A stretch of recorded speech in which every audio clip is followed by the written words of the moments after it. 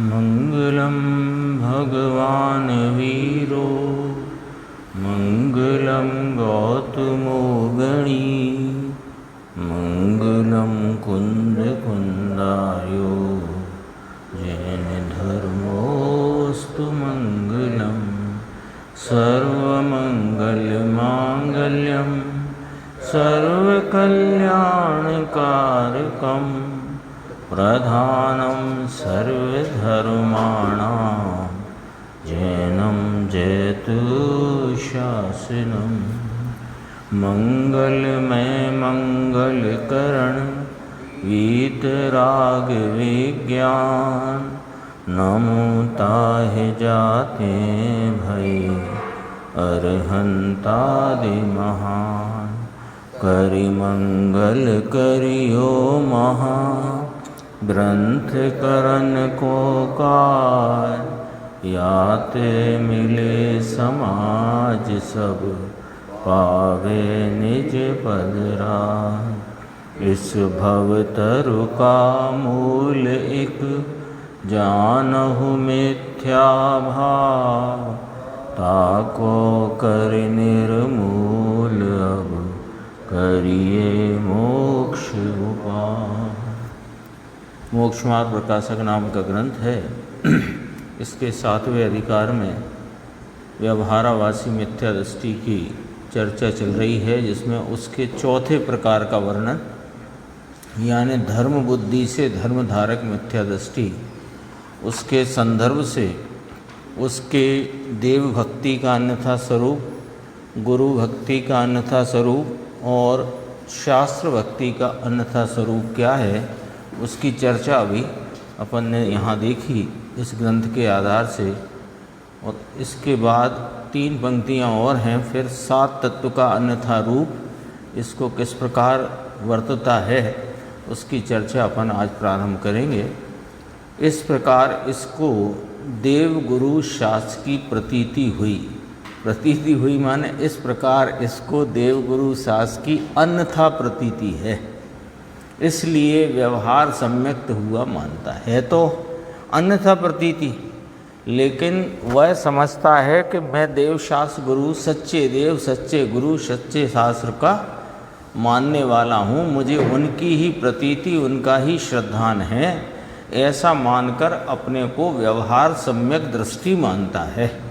लेकिन हाँ, तो वो उसको व्यवहार सम्यक्त हुआ मानता है। एक दिन एक चर्चा आई थी गुरुदेव के व्याख्यान के आधार से कि कई लोग ऐसा मानते हैं कि हम जैन कुल में उत्पन्न हुए हैं तो हम तो जन्म से ही श्रावक हैं। श्रावक है नाम सम्यक दृष्टि है।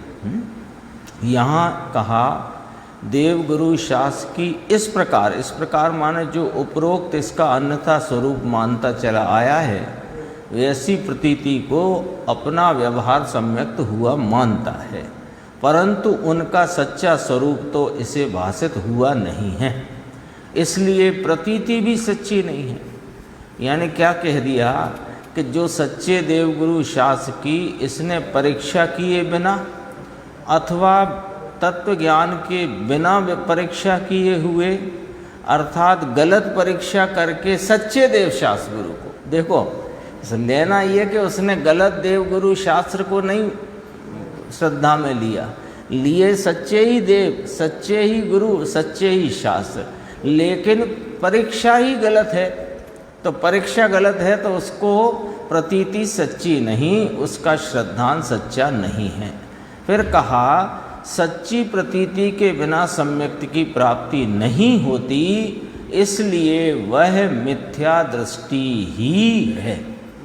ये 3 बिंदुओं से उसके व्यवहारावासी मिथ्या दृष्टि का इतना यहाँ पर उसका अज्ञान, उसकी मिथ्या दृष्टि और उसकी प्रतीति में क्या खामी है, ये चर्चा आई देवशास्त्र गुरु के संदर्भ में। अब 7 तत्व के अन्यथा रूप की चर्चा यहाँ से प्रारंभ होती है। कहते हैं पंडित जी, तथा शास्त्र में तत्वात् श्रद्धानम सम्यक दर्शनम, तत्वार सूत्र का पहला दूसरा ऐसा वचन कहा गया है।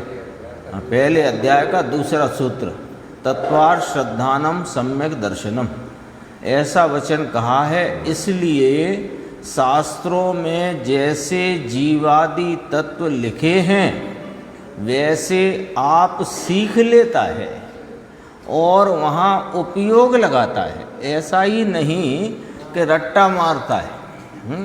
सीख लेता है, समझता है, समझता है माने हाँ बुद्धि में उनको बिठाता है, औरों को उपदेश देता है। तीन बातें कही। जैसे शास्त्रों में जीवादि तत्वों का स्वरूप कहा है वैसा स्वयं सीख लेता है और वहाँ उपयोग लगाता है, माने उनको विचारणा में भी लेता है, औरों को उस संबंधी उपदेश देता है, परंतु उन तत्वों का भाव भाषित नहीं होता, भाव भाषित नहीं होता। और यहाँ उस वस्तु के भाव ही का नाम तत्व कहा है। तत्व कहते ही हैं, उसके भाव को तत्व कहते हैं। सो भाव भाषित हुए बिना तत्वार्थ श्रद्धान कैसे होगा? ये अपने सामने प्रश्न रूप है। प्रश्न रूप है यानी उसका यहाँ पर खुलासा है कि जब उन तत्वों का जीव अजीव आश्रय बंध संवर निर्जरा मोक्ष उनके नामादिक भी सीखे और उनका जो स्वरूप कहा गया है कि जीव चैतन्य पदार्थ को कहते हैं, उद्गलादि अजीव तत्व हैं, पुण्य पाप भाव आश्रव तत्व हैं, उन पुण्य पाप में जीव का रुकना बंध तत्व है, आश्रव का रुकना संवर तत्व है, शुद्धि की वृद्धि निर्जरा तत्व है और पूर्ण शुद्धि का नाम मोक्ष तत्व है। ऐसा सीखा, जान लिया और उसको विचारणा में भी लिया, औरों को इस संबंध में उपदेश भी देता है, परंतु तत्वों का भाव भाषित नहीं होता। ये कैसे हो गया? कि ये इसका तात्पर्य ये है कि जीव तत्व और अजीव तत्व दो भिन्न भिन्न तत्व जिनेंद्र परमात्मा ने कहे, शास्त्रों में कहा, उनका स्वरूप बताया, उनका स्वरूप इसने समझा, जाना, विचार में लिया, लेकिन जीव का कार्य अजीव से और अजीव का कार्य जीव से मानता रहा। मैं उपदेश देता हूँ तो ये वाणी का कर्ता आप स्वयं को मानता है, कर्मादिक से मेरे विकार होते हैं, अजीव से जीव के भाव का कर्तापना मानता है। तो इसने जीव और अजीव तत्व को भिन्न भिन्न भाव भाषण में नहीं लिया और बोलता यही है कि ये अजीव तत्व है, वाणी अजीव है, मन अजीव है, शरीर अजीव है, मैं चैतन्य पदार्थ जीव हूँ, ऐसा कहे, लेकिन जीव का कार्य अजीव से माने, अजीव का कार्य जीव से माने, तो उसने दो तत्वों को दो नहीं रखा। तो दो को दो नहीं रखा तो उसको दो की दो रूप भाव भाषना नहीं है। यथार्थ बोले, यथार्थ। नींद में बुलाओ, परिभाषा पूछो उसका और विस्तार पूछो तो विस्तार भी बता दे, परिभाषा भी बता दे। लेकिन अब इसमें बहुत अच्छा पंडित जी ने नीचे चर्चा ली है। सो भाव भाषित हुए बिना तत्वार्थ श्रद्धान कैसे होगा? अब कहते हैं कि भाव भाषण क्या है, सो वह कहते हैं। भाव भाषण शब्द डाला ना पंडित जी ने, तो कहते हैं ये भी हम आपको कहना चाहते हैं कि भाव भाषण से हमारा क्या तात्पर्य है, भाव भाषण से क्या अभिप्राय है, वो भी समझो। तो वो बहुत अच्छा दृष्टांत है यहाँ कि जैसे कोई पुरुष चतुर होने के प्रयोजन से शास्त्र द्वारा स्वर, ग्राम, मूर्छना, रागों का स्वरूप और ताल तान के भेद को सीखता है।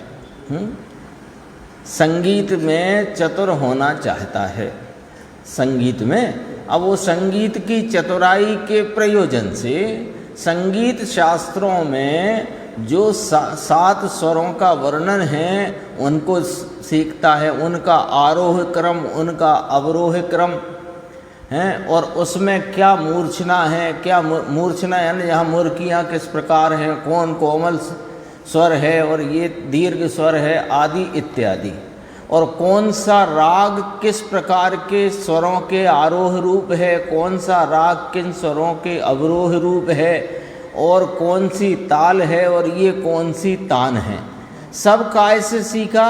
शास्त्रों से। परंतु स्वर आदि का, स्वर आदि माने स्वर, ग्राम, मूर्छना, ताल, तान, राग का स्वरूप। राग माने वो राग देश वाला नहीं, वो गाने का राग जो होता है, राग होते हैं ना, राग भैरवी, राग दरबारी, तो वो जो रागों में आरोह अवरोह का क्रम है उस अनुसार उसका नाम है जो भी है, तो उनका स्वरूप नहीं पहचानता। वो कहो संगीत की कक्षा में जाकर बच्चों को ये सब समझा दे, स्वर कितने होते हैं, कैसे होते हैं, कौन दीर्घ है, कौन कोमल है, और कौन से राग में कौन से स्वरों का आरोह है और अवरोह है, और क्या मूर्छना होती है, क्या ग्राम होता है, क्या उसका स्वरूप है, ऐसा बता दे, भेद उनके सब। परंतु स्वर आदि का स्वरूप नहीं पहचानता। अब उसके सामने कोई, किसी ने मान लो कोई तान छेड़ी, अब उसे ये नहीं पता लग रहा कि ये काय की तान है, ये कौन सा राग में भाई साहब अपना संगीत प्रस्तुत कर रहे हैं, ये पता नहीं लग रहा। और ऐसे संगीत के सब विषयों को, सब भेदों को शास्त्र से सीख गया है, अच्छे से सीख गया है। कितना सीख गया है कि दूसरों की क्लास ले लेता है है ना। ये सब अभी तो दृष्टांत है, पहले तो दृष्टांत ही अच्छे समझ लो अपन।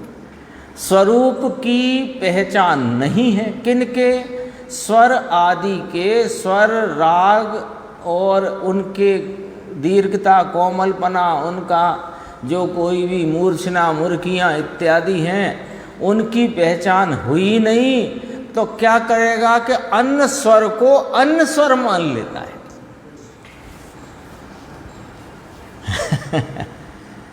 उसने कोमल रे लगाया, वैसे कोमल रे होता है, कोमल धा होता है, लेकिन ऐसे पता नहीं है कि कोमल रे होता कैसा है।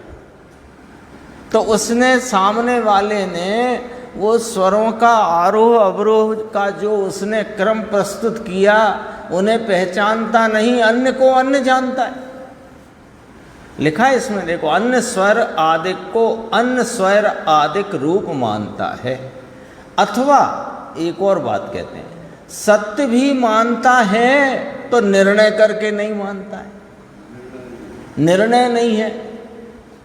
सत्य भी मानता हो कि सा को सा, रे को रे, कोमल रे को कोमल रे, दीर्घ को दीर्घ, ऐसा बराबर जानता हो, लेकिन निर्णय नहीं है। तो कभी गलत हो जाए, कभी सही हो जाए। उसके लिए लिया आगे उदाहरण कि हाँ, नशेबाज मत वाला माँ को माँ भी कहे तो भी सियाना नहीं, ऐसी दशा, स्वरूप नहीं पता। देखो कितना यहाँ दृष्टांत में लिया। तो सत्य को भी मानता है किंतु निर्णय करके नहीं मानता है, इसलिए उसके चतुरपना नहीं है। काय का संगीतज्ञ वो, कोई संगीतज्ञ नहीं है। वो संगीत में भले संगीत विशारद की डिग्री हो उसके पास, अथवा और एमए हो संगीत का, लेकिन वह अन्य स्वर को अन्य स्वर मान ले, अथवा माने भी तो बिना निर्णय का मानता है। उसी प्रकार कोई जीव सम्यक्त्वी होने के प्रयोजन से शास्त्र द्वारा जीवादिक तत्वों का स्वरूप सीख लेता है परंतु उनके स्वरूप को नहीं पहचानता है। स्वरूप को पहचाने बिना अन्य तत्वों को अन्य तत्व रूप मान लेता है।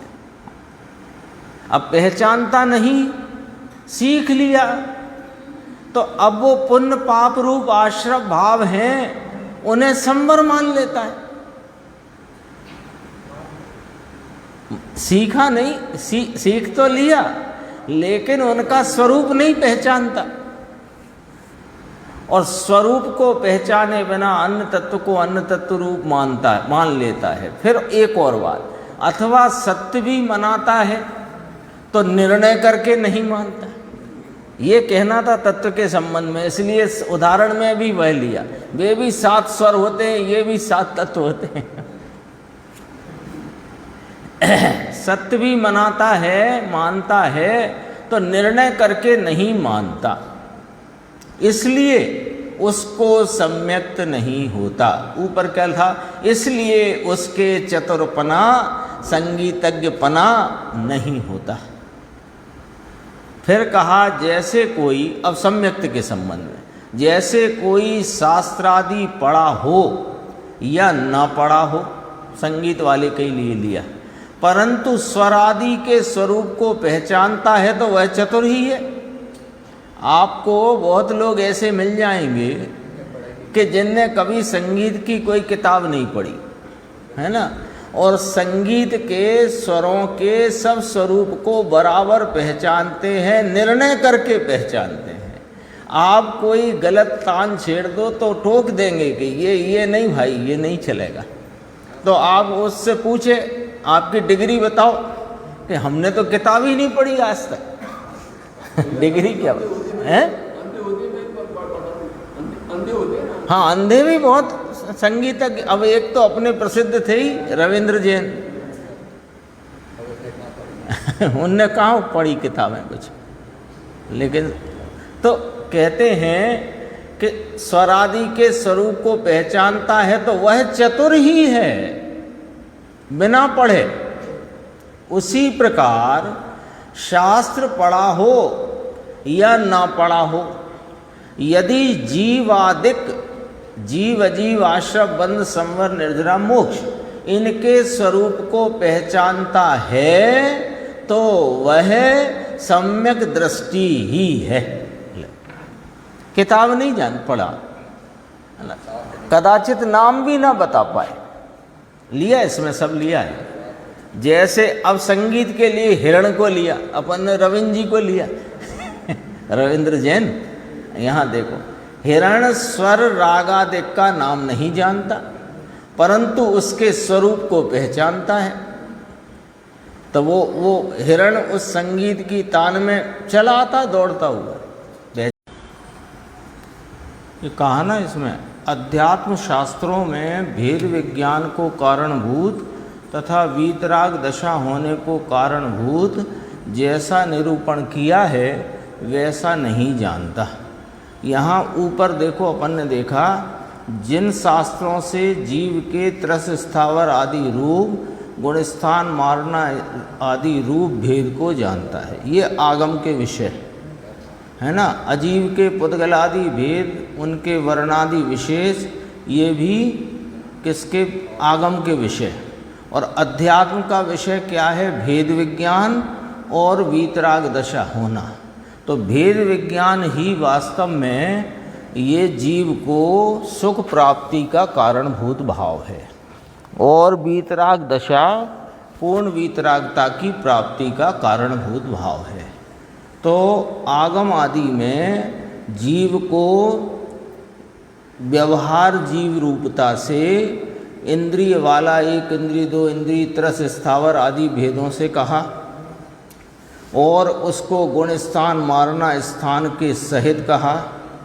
विकार आदि पर्याय हैं उसके सहित जीव को जीव बताया। और अध्यात्म शास्त्रों में विकार आदि से भी भिन्न, गुण स्थान मारना स्थान से भिन्न, एक रूप जो त्रैकालिक इसका स्वभाव है उसको जीव बताया। तो वहाँ पर पर्याय मात्र से भेद विज्ञान कराया है, उसको जानता ही नहीं। तो ये क्या करता है कि आगम शैली से जीव का स्वरूप जान लिया, और अध्यात्म शास्त्र में जो भेद विज्ञान की रीति है उसे नहीं पहचानता। तो तो भेद विज्ञान की रीति नहीं पहचानता और वीतरागता ही मोक्ष मार्ग है ऐसा नहीं पहचानता, तो ये कुछ नहीं जानता। आगम से तो बहुत पढ़ लिया, जीव का सारा स्वरूप, कौन से गुण स्थान, कौन से मारना स्थान, किस गुण स्थान में किस प्रकार के परिणाम आदि इत्यादि, त्रस स्थावर आदि भेद, ये सब आगम से जितना जानना है वह वास्तव में आगम के द्वारा अध्यात्म में जो भेद विज्ञान की कला है उस तक नहीं पहुंचता, और वहाँ तक नहीं पहुँचा तो सारा जानना बेकार है। ये पीछे की बात से मिला सकते हैं, जो स्वर आदि का ज्ञान तो शास्त्रों से करे लेकिन उनके स्वरूप को नहीं पहचानता। अब देखो आगे आगे बात चलती है। तथा किसी प्रसंगवश उसी प्रकार जानना हो जाए, किस प्रकार के, जैसा शास्त्रों में, आगम शास्त्रों में आगम के जो शास्त्र हैं और अध्यात्म के जो शास्त्र हैं वैसा जानना हो जाए तो शास्त्र अनुसार जान तो लेता है।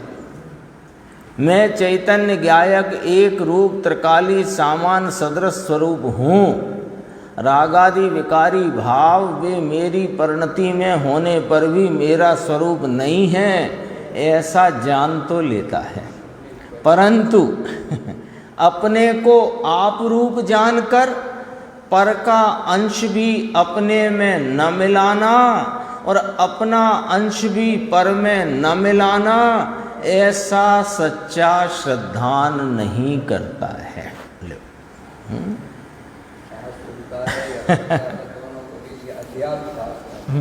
पहले तो कहा सामान्य ऐसा लिया कि आगम शास्त्रों से अनेक प्रकार के जीवादि के, जीव के, पुद्गल के सब भेदों को, विशेषों को जान लिया, लेकिन आगम में जीव का जो वर्णन या जो निरूपण किया है वो कैसा किया है कि उसमें उसकी जो अशुद्ध पर्याय हैं उन्हें भी शामिल करके कहा है, पर्यायों के भाव को भी शामिल रखा है, गुण स्थान, मारना स्थान आदि को शामिल रखा है, और जो संयोग में इंद्रिय आदि हैं, जो गति आदि हैं, संयोग रूप गति, उनको भी शामिल रखकर जीव का स्वरूप बताया है।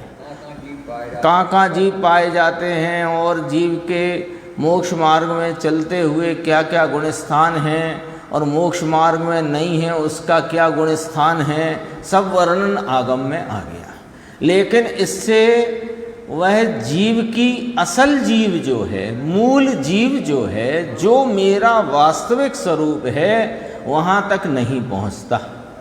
तो अध्यात्म शास्त्रों में जो भेद विज्ञान को कारणभूत भाव कहा गया है, तो भेद विज्ञानता सिद्धा सिद्धा ये किलकेचन, अस्य एव अभावता बद्धा बद्धा ये किलकेचन, भेद विज्ञान तो मूल में मूल बात है, पर किसका किससे,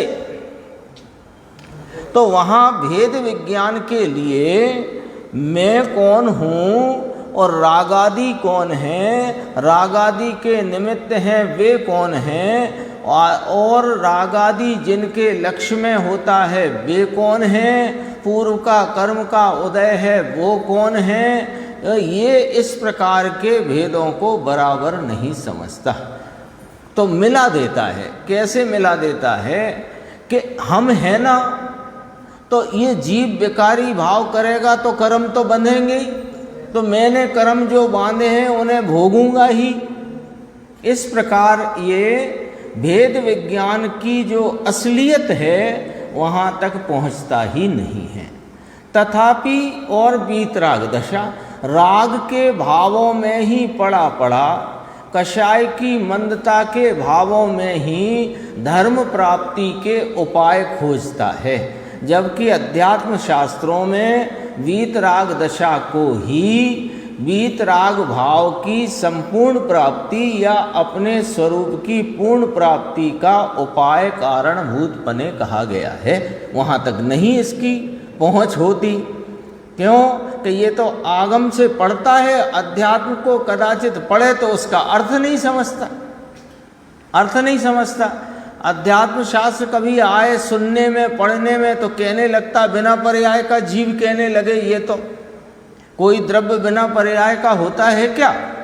ये प्रश्न किसको उठा कि जिसने आगम तो पढ़ा लेकिन अध्यात्म शास्त्र के रहस्य को नहीं समझा, तो ये प्रश्न खड़ा हो गया कि एक समय की पर्याय से भी भिन्न, समय सारजी में आई कि नहीं आई बात, तो एक समय की पर्याय से भी भिन्न जो चैतन्य महापदार्थ एक रूप ध्रुव टंकोत्कीर्ण है वह मैं हूँ, ऐसे भेद ज्ञान का अवसर इसे रहता नहीं, क्योंकि ये उलझ जाता है। वेद विज्ञान की कला इसको पकड़ आती नहीं, और राग में धर्म मानता है अथवा धर्म की प्राप्ति राग से हो जाएगी ऐसा मानता है, तो ये यहाँ अटकी है गाड़ी। अब आगे बढ़ा के बात कहते हैं, तथा किसी प्रसंगवश उसी प्रकार जानना हो जाए कि मैं तो एक रूप चैतन्य ध्रुव ज्ञायक पदार्थ हूँ, रागादि विकार मेरी परिणति में जो वर्तमान में हो रहे हैं उनसे मैं सदा काल भिन्न स्वरूप वाला हूँ, और रागादि जिनके लक्ष्य में होते हैं वे भी मुझसे भिन्न हैं, ऐसा भले जान ले शास्त्र अनुसार। लेकिन अपने, फिर कहा, परंतु अपने को आप रूप जानकर पर का अंश भी अपने में न मिलाना और अपना अंश भी पर में न मिलाना, ऐसा सच्चा श्रद्धान नहीं करता। पढ़ तो लिया लेकिन कहीं ना कहीं अपने को आप रूप जाना ही नहीं है, तो अपना अंश पर में मिलाता है, पर का अंश अपने में मिलाता है। यहाँ पर कौन कौन आ जाएंगे कि रागादि विकार भी पर हैं, तो उनको भी ये अपने में मिलाता है, अथवा जो कर्म के उदय आदि हैं वे पर हैं, उन्हें अपने में मिलाता है, अपने को उनमें मिलाता है। तो ऐसा जो सच्चा श्रद्धान होना चाहिए कि आपको आप रूप जानकर पर का अंश अपने में न मिलाना और अपना अंश भी पर में न मिलाना, ऐसा सच्चा श्रद्धान नहीं करता। जैसे अन्य मिथ्या दृष्टि निर्धार बिना पर्याय बुद्धि से जानपने में व वर्णादि में अहम बुद्धि धारण करते हैं, उसी प्रकार यह भी आत्माश्रित ज्ञानादि में तथा शरीर आश्रित उपदेश उपवास आदि क्रियाओं में अपनत्व मानता है। ये पैराग्राफ बहुत महत्वपूर्ण है ना। ये अपनी भूल को यहाँ पर हाईलाइट किया गया है ना। अपनी भूल कहाँ अड़ी है? मैं उपदेश देता हूँ, मैं शास्त्रों को जानता हूँ और मैं उपदेश देता हूँ, तो उपदेश देना उसमें जो कोई भी ज्ञान का भाव है, क्षयोपशम का भाव है ना, वो वास्तव में आत्माश्रित है। उसके लक्ष्य से आत्मा मिलता है ये नहीं कह रहे हैं, लेकिन वो क्षयोपशम का भाव स्वभाव का अंश है, आत्मा का भाव है। और जो वाणी है वो पुद्गल की है, वो पुद्गल जड़ पदार्थ है। तो शरीर आश्रित उपदेश लिखा ना इसमें, शरीर आश्रित उपदेश उपवास आदि क्रियाओं में अपनत्व मानता है। ये अपना अंश पर में मिलाता है और पर का अंश अपने में मिलाता है। हाँ, सब लिया इसमें। 4 हाथ भूमि देखकर चलता हूँ, तो चलना जो है वो जड़ की क्रिया है। उस समय 4 हाथ भूमि देखने संबंधी शुभ परिणाम है वह जीव का विकारी भाव है, और वहाँ पर जो जीव है वह अपने त्रैकालिक भाव से रहा हुआ है। वो विकार को अभी जीव का भाव गिना, और देखकर चलना वो शरीर आश्रित है। उपवास करता हूँ, व्रत करता हूँ, ये सब शरीर आश्रित है। उपदेश देता हूँ, शरीर आश्रित है। और जानना ज्ञानादि भाव वे आत्माश्रित भाव है। तो इसमें अपनत्व मानता है। तो ये जो बोल्ड अक्षर लिखे हैं ना, अपने को आप रूप जानकर पर का अंश अपने में न मिलाना, तो ये मिलाता है। कैसा? उसके लिए पंडित जी ने लिखा, जैसे अन्य मिथ्या दृष्टि निर्धार बिना, इसको निर्धारण नहीं है, जानना, पढ़ना, पढ़ाना, सीखना, सिखाना हो गया। हाँ, ये जो है वो उपवास आदि या उपदेश आदि की क्रिया में बना करता है। अब वो जो नहीं करते उन जैसा ही ये हुआ। उसी प्रकार लिया जैसे अन्य मिथ्या दृष्टि जिन्हें पता ही नहीं है, गुरुदेव ने लिया है, अपन अभी देखेंगे। अन्य मत वाले, गुरुदेव ने तो ये लिया कि अन्य मत वाले जैसे वर्तमान पर्याय के अंश में एकत्व करते हैं, ऐसे ये भी, तथा कभी शास्त्रानुसार सच्ची बात भी बनाता है माने उस शास्त्र में जैसा स्वरूप है वस्तु का, अध्यात्म का भी, अब तो आ गई ना बात, तो परंतु अंतरंग निर्धार रूप श्रद्धान नहीं है। इसलिए जिस प्रकार मतवाला यानी नशे में रहा व्यक्ति माता को माता भी कहे तो वह सयाना नहीं है, उसी प्रकार इसे सम्यक्त भी नहीं कहते। कहे बिल्कुल, निर्धारण नहीं है। क्यों निर्धारण नहीं है? कि अपने को आप रूप इसने माना जाना नहीं है, और पर का अंश अपने में मिलाता है, अपना पर में मिलाता है। कैसे मिलाता है? कि उपदेश आदि क्रिया, गमन आदि क्रिया, व्रतादि की क्रिया, उस क्रिया का अपने को कर्ता मानता है, सो वो शरीर आश्रित परिणामों में और ज्ञान आदि जो आत्माश्रित हैं उनको मिलाकर एक का परिणाम मानता है, एक का परिणाम मानता है। हाँ, ये पॉइंट ही अपना वही है ना, जीव अजीव तत्व का अन्यथा रूप।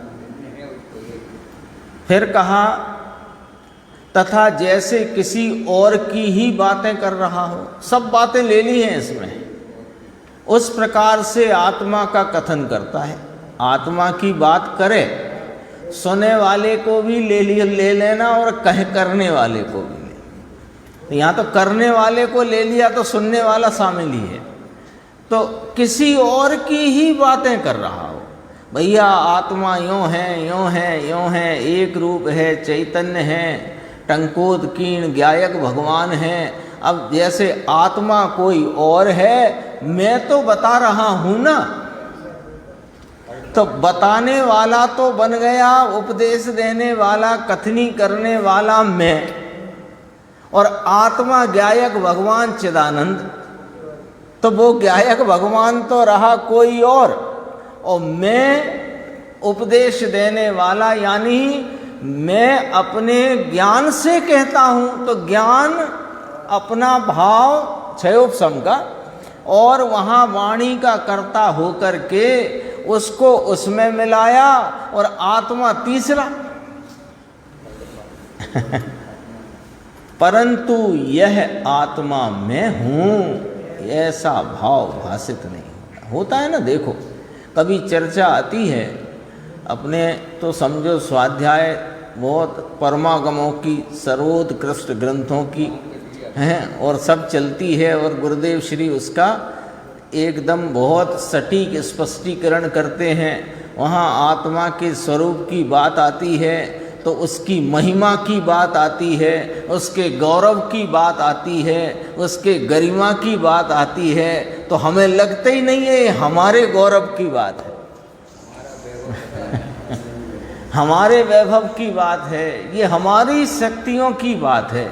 47 तो कहने को कहीं, ऐसी अनंत शक्तियों का स्वामी मैं हूँ, उसमें 47 शक्तियाँ जो कहीं उनकी चर्चा चले तो लगती नहीं है कि ये मेरी बात है।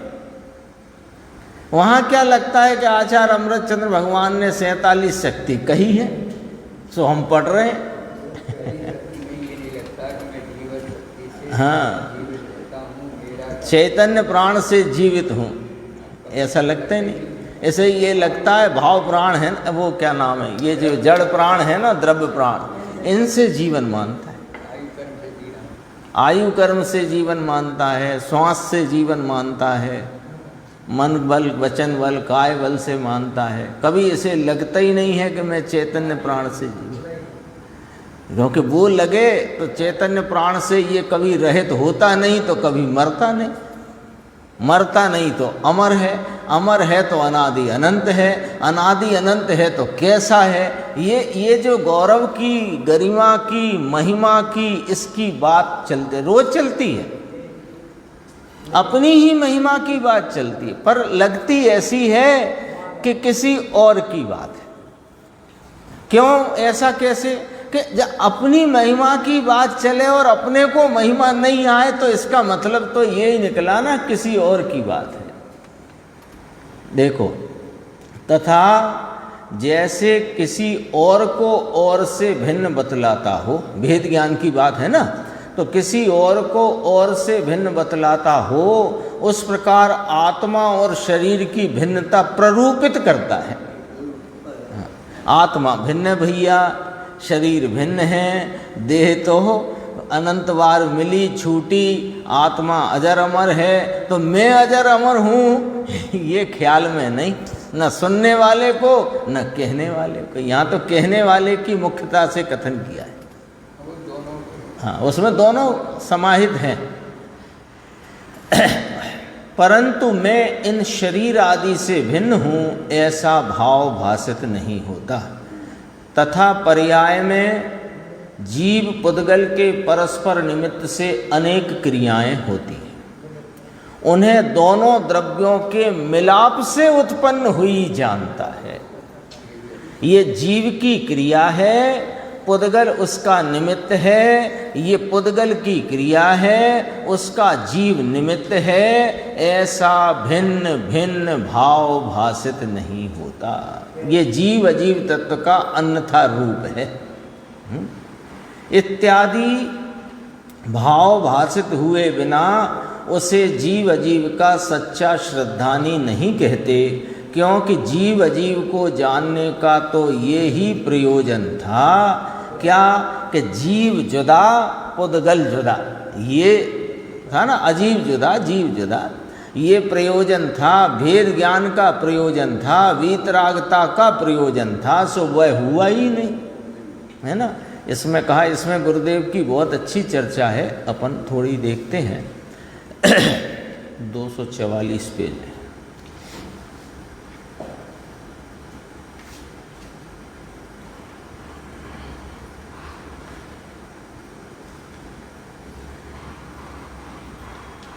देखो यहाँ ऊपर कहा है, इसको भी पढ़ लेते हैं। आत्मा में शुद्ध चिदानंद स्वभाव के अवलंबन से भेद विज्ञान और वीतरागता यानी सम्यक दर्शन ज्ञान चारित्र होते हैं, और इसी प्रकार अंतर में वीतरागी दृष्टि और वीतरागी चारित्र प्रकट करना शास्त्र का प्रयोजन है। इस बात को वह नहीं जानता, शास्त्रों को जानता है, शास्त्रों में प्रतिपादित विषयों को जानता है। शास्त्रों में 6 द्रव्य 7 तत्व 9 पदार्थ का स्वरूप कहा, उसे जानता है, लेकिन अंतर में वीतरागी दृष्टि और वीतरागी चारित्र प्रकट करना, यह शास्त्र की पंक्ति पंक्ति का यही प्रयोजन है। ये नहीं जानता, ये जानता है।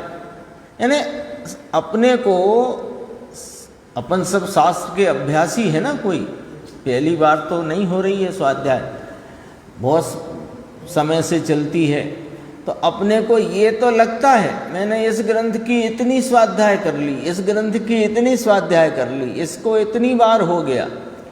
कहने में आए वो अलग बात है, पर वो अंदर में उसका जो अभिमान शब्द नहीं, गुरूर शब्द कहेंगे। लेकिन इनका प्रयोजन क्या है, उसकी तरफ कभी लक्ष्य ही नहीं जाता। क्या प्रयोजन है शास्त्र का? देखो अभी आगे गुरुदेव बहुत अच्छा यहाँ पर लिया है।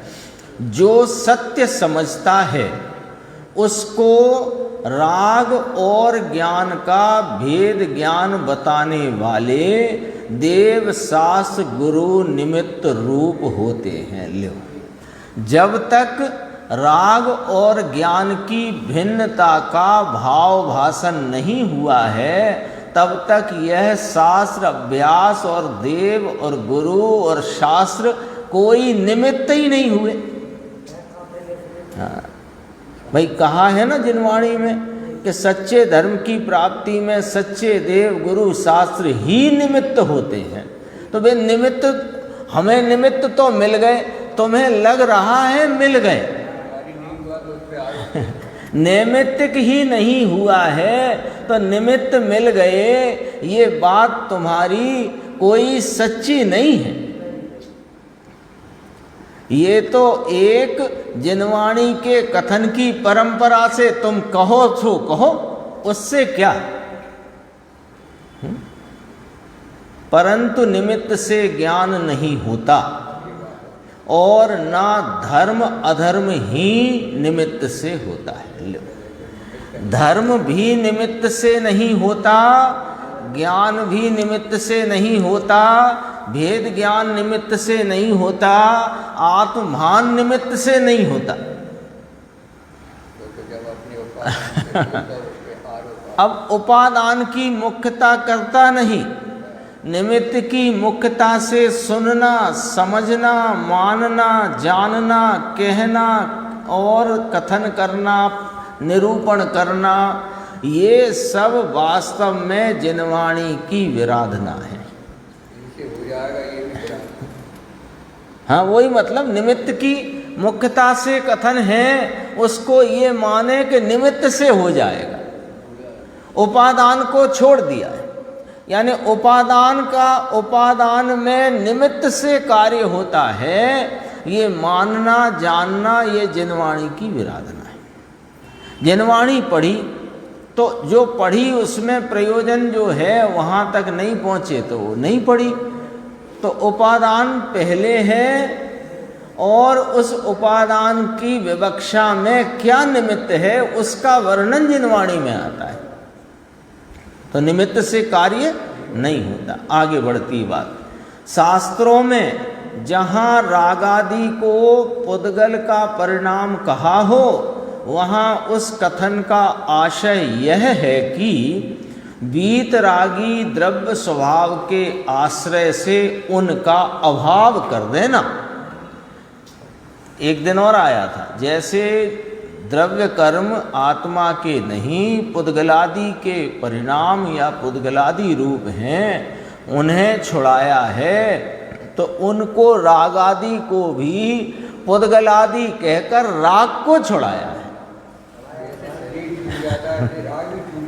हाँ, इस ऐसा कह करके छूट जाने की अपेक्षा तो अभाव करना है, इसलिए उन्हें जड़ कहा है, ऐसा समझना चाहिए।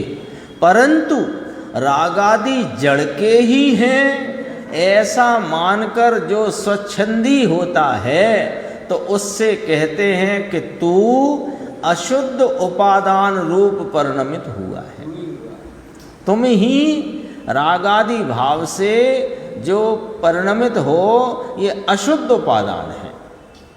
तुम करते हो तो होते हैं, ये नहीं करो तो नहीं होते हैं। इस प्रकार अपने अपराध का ज्ञान कराने के लिए, इसका अर्थ भी ये नहीं है कि रागादि का कर्तृत्व तुझे सौंपा है, लेकिन अपना अपराध है ये ज्ञात कराने के लिए कहते हैं तुम करते हो तो होते हैं, तुम ना करो तो नहीं हो। तो नहीं करने की तरकीब क्या कि जो रागादि से रहित है उसका आलम्बन लो तो नहीं करना हुआ, और इसका आलम्बन छोड़कर जो तुम बाह्य में उपयोग भ्रमाओगे तो वे रागादि होंगे, इसका मतलब रागादि का करना हुआ। कोई यहाँ ये पुष्टि नहीं करते हैं कि तुम रागादि करो और अब रागादि न करो, लेकिन ये तुम्हारा ही अपराध है। इतना यहाँ ज्ञात कराने को ये कहा कि तुम करो तो होते हैं, नहीं करो तो नहीं होते हैं। तो कैसे करना और कैसे नहीं करना उसकी चर्चा आती ही है प्रति समय। क्या कि स्वरूप के आलम्बन लो तो रागादि नहीं हुए, नहीं हुए तो नहीं किए। और स्वरूप का आलम्बन छोड़कर उपयोग बाहर में भ्रमित है तो राग आदि हुए माने तुमने करे। ऐसा इस प्रकार अपने अपराध का ज्ञान कराने के लिए ये रागादि भाव अशुद्ध निश्चय नय से जीव के हैं। अभी पुद्गल के कहे थे छुड़ाने के लिए, फिर तेरा ही अपराध है ये बताने के लिए वे अशुद्ध निश्चय नय से जीव के हैं, ऐसा कहा है। इसलिए कथन की विवक्षा को ठीक प्रकार से समझना चाहिए। आगे कहते हैं, समय सार की 12वीं गाथा में जहाँ तक पूर्ण वीतरागता ना हो वहाँ तक गुण स्थानानुसार यानी गुण स्थान के अनुसार राग और उसमें क्या कैसा निमित्त होता है यह बतलाया है। उसका ज्ञान करना ये व्यवहार है।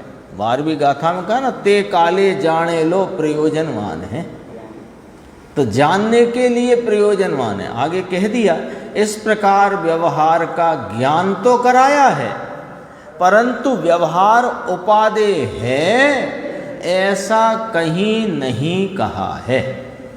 जो ऐसी अपेक्षा को ठीक प्रकार से नहीं समझता। इसमें बहुत गंभीरता से बात कही कि 12वीं गाथा किसके लिए, कि जिसका वर्णन सम्यक दृष्टि के रूप में सम्यक दृष्टि कैसे होती है इसकी निरूपणा में जो 11वीं गाथा कही कि व्यवहार ने सब ही अभूतार्थ है और भूतार्थ सत साहिब अपना चैतन्य महापदार्थ जो नवी होदि अपमत्तो अपमत्तो, जो प्रमत्त अप्रमत्त भावों से रहित यानी सर्व पर्यायों से रहित, निर्मल और विकारी पर्यायों से रहित, एक रूप टंकोत्कीर्ण जो ध्रुव स्वभाव है, उस भूतार्थ सत साहिब की दृष्टि करना वह सुदृष्टि हुए है, सम्यक दृष्टि होता है।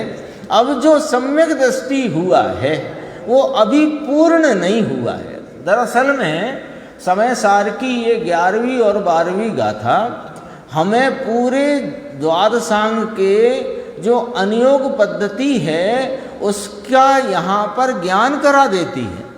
कैसे कि पहले सम्यक दर्शन होता है।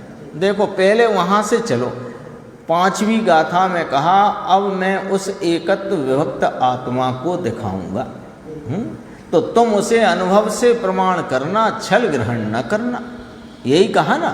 फिर 6वीं में दिखाया और 7वीं में गुण भेद भी नहीं है ये वाली बात भी बता दी, और 8वीं 9वीं और 10वीं ये 3 गाथाओं में वो ये व्यवहार क्या है, क्योंकि वहाँ कहा कि यहाँ चारित्र नहीं, ज्ञान नहीं, दर्शन नहीं, तो कहा लो पूरी जिनवाणी कहती है ज्ञान दर्शन को जो प्राप्त हो वह आत्मा, और आप कहते हो ज्ञान दर्शन नहीं जिसमें और आगे कहोगे, तो कहा वो व्यवहार है।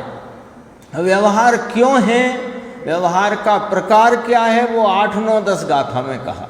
तो यदि अपन देखें 5वें गाथा में कहने की प्रतिज्ञा करी, 6वें 7वें में कह दिया, 11वें में उसका प्रैक्टिकल क्या है वो करा, और फिर 12वां में क्या होता है तो कहा पूर्णता नहीं हो जाती। सम्यक दर्शन होते ही कोई पूर्णता नहीं हो जाती, तो अपूर्णता में रागादि रहते हैं कि हाँ रहते हैं, तो उनका क्या करना कि उनका ज्ञान करना, ये 12वीं गाथा में कहा।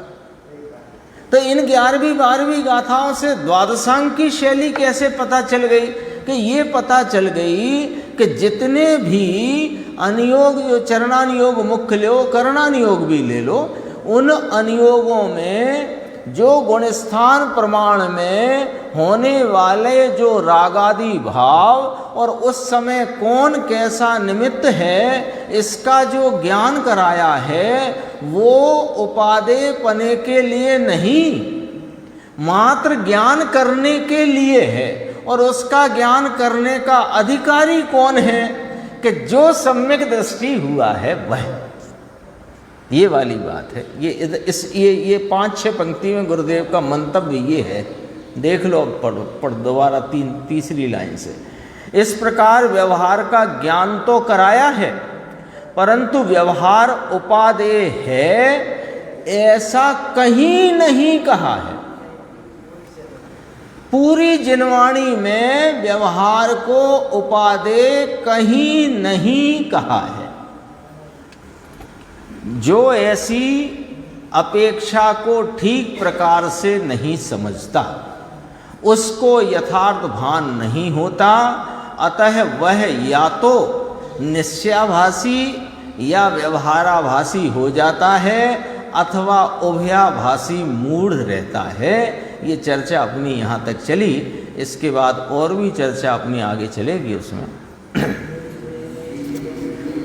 मैं बताई यह अनंत उपकार है, उसके लिए इन वाणी माँ को वंदना।